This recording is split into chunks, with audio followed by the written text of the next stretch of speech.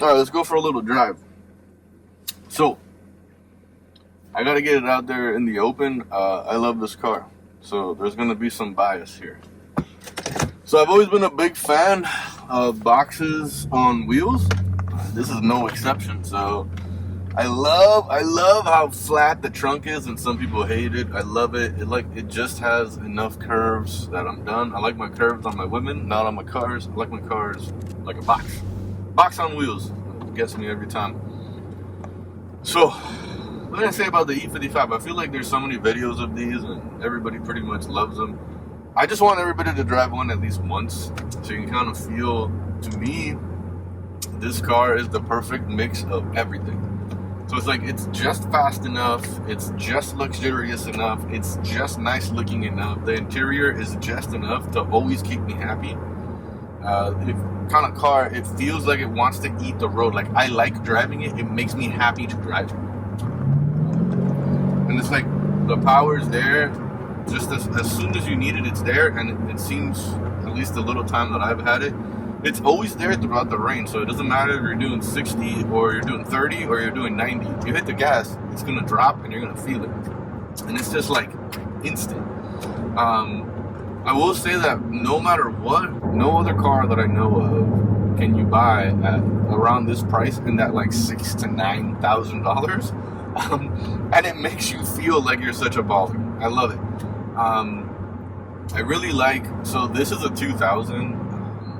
I go back and forth sometimes. Do I like the facelift more than the pre-facelift? I kind of go back and forth. I'll be honest with you, I like them both. Sometimes I really like the facelift model because of that little curve. So this is the facelift model. The front is going to be a little bit more slanted, along with other things, but that's the biggest deal. The front's a little bit more slanted than like the 99 and down models. And they only built this one, I think, 3 years, so 2000, 2001, and 2002, and that's it. So there's not that many of these around. I want to say every year from like 2000 to 2002, I think they only brought 500 into the States. So I probably overpaid on this one just a tiny little bit, but I'll be honest with you, like, I just wanted the car. They don't come up very often. I have done a little bit of trim in here. That parts were like kind of broken, but the best part about this is this is an E-Class. So sometimes you can find some older E-Classes at yards and they'll have the parts you need. Like this came from a junkyard. The window switches and everything came from a junkyard, but it all works. It all works well. So I really have no complaints. A couple of the things I did do already, I went ahead, the valve covers were leaking, so I just went to, FCP Euro and ordered everything. So we got like, the valve covers got new gaskets, the breathers were resealed, they got new breather hoses, new coils, new wires, new spark plugs, a good deep cleaning, probably use a little bit more cleaning, but pretty much that's what I've done, and I got the car painted. The one downfall to these is that there's going to probably be rust, so I had a little bit of rust in the rear wells. There was a couple hits here and there and a couple dents that were getting a little rusty, so I had all that done, and straight up, I didn't get it done at like this amazing professional place. I went kind of the cheaper route because obviously it's a 25-year-old car that's pretty cheap car. So it looks really good from like, I would say 5-6 feet away, and then you're like, what the hell is all this? So let's talk, like, just driving this car, like, it wants to go faster. It wants more road. And I love that feeling. There's something about big sedans with big engines, because I feel like one of my favorite cars, I had a 06 300 SRT8. Man, I love that car. It does the same thing that this car does. Like, when you let off the gas, it doesn't immediately like collapse on itself. Like some of my other cars, you let off the gas and you feel that like not this car. Like right now I'm not hitting the gas and I'm barely even slowing down. I'm holding 40, 38, 39. Like I'm now getting to like 37. So it keeps it. And I kind of like that. Like if you learn how to use that and you're patient, like right now I don't have to hit the gas to get up here. So I'm actually saving gas. Versus some other cars, you're like hitting the gas all the way up to the red light. So I like that. I don't know. Maybe I'm a little too biased, but I just like this car. There's nothing, it's not perfect by any means. Occasionally like an air system will go, but I enjoy I don't mind working with the air system, because if something happens to the system, you can hear it. Like, you'll know, you're like, oh, right there, something's wrong, because I can hear the air pouring, so you're going to go find that joint and figure out what it is. So that really doesn't bother me. And so far, everything that I've done and when I've been able to find, like, the parts are not that expensive, which I like that. And also, something that's super important about this car from this age is the engine bay is wide open. You have a ton of room. Everything seems pretty easy to get to so far. And then, so a lot of the stuff you can do yourself, which is really nice. So it kind of saves you on some money. It basically does everything good. It's even really good at drinking gas. So it's really good at that. I feel like it's pretty quick for a one-bedroom apartment.